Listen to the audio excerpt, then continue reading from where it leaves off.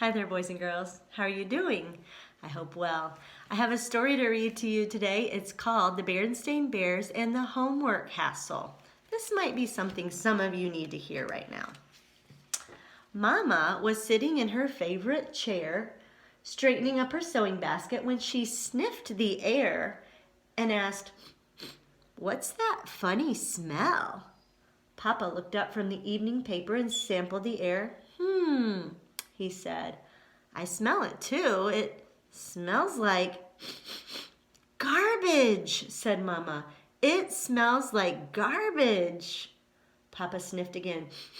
"Now, where do you suppose?"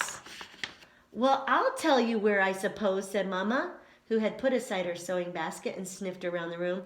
"It's coming from Brother's backpack." Ugh. And sure enough, it was. There was an old banana peel, a brown apple core, and a moldy piece of bread in Brother's backpack. Ugh.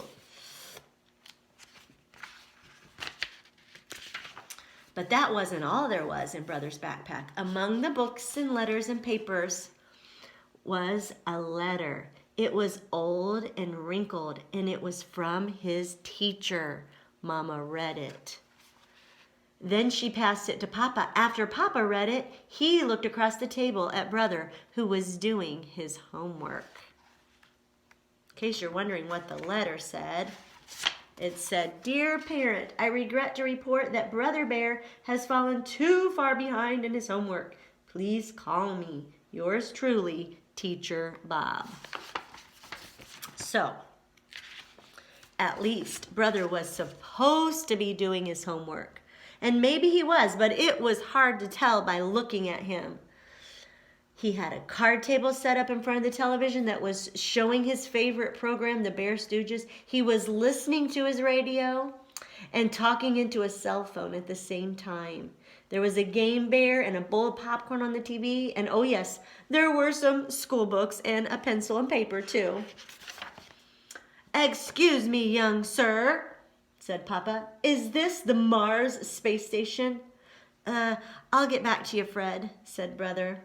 He put down the cell phone and turned off the radio. "I'm not quite understanding you, Dad." "You're not understanding much of anything according to this letter from your teacher. You may as well have been on Mars for all the attention you've been paying to your homework lately." "Letter? What letter?" asked Brother, playing dumb. "This old wrinkled letter that Mama found in your backpack," said Papa. The letter may have been old and wrinkled, but its message was clear. "In my backpack?" thought Brother. "I thought my backpack was private." "When something starts to smell like garbage," said Mama, "it isn't private anymore." Sister Bear couldn't resist putting her 2 cents in. "I don't see how you expect Brother to keep up with his homework. He has so many more interesting things to do. There's soccer, and basketball, and video games, going around like a big shot, and girls." Brother turned on Sister. "Why, you little..." "That will be quite enough, Sister," said Papa. "Why don't you go do your own homework?" "It's all done," said Sister. "See?" "You call those scribbles homework, you little twerp," shouted Brother. "Now," said Mama, "let's everyone calm down and try to figure out what the problem is." "I'll tell you what the problem is. The problem is too much homework. Vocabulary homework, arithmetic homework, science homework. It's homework, homework, homework. Every subject, every day, till it's coming out my ears." Said Papa. "Tell me, son, what is your homework for today?" "Adding and subtracting fractions and memorizing 2 stanzas of The Bear Stood on the Burning Deck." "That really doesn't sound like too much homework to me, son," said Papa. Brother slumped and stared at the Bear Stooges, who were busy hitting one another on the head. I'm not hearing any sort of explanation, said Papa. I guess that's because tonight's homework isn't really the problem. The problem is that you haven't been handing in your homework on a daily basis. You haven't been taking care of business. You've been falling behind. Well, what's going to happen? Asked Brother as the living room phone rang. It's the BRS, said Mama. For you, Papa. Take their number and I'll call them back, said Papa. What's the BRS, Mama? Asked Sister. It's the Bears Revenue Service, said Mama. They collect taxes. What's going to happen, said Papa, is that there's not going to be any more Mars Space Station, no more radio, no more popcorn. It's just you and your homework until you're all caught up. But that'll take forever, moaned Brother. Nevertheless, said Papa. You just don't understand, said Brother, heading for the door. Where are you going? Asked Mama. I'm going for a walk, said Brother.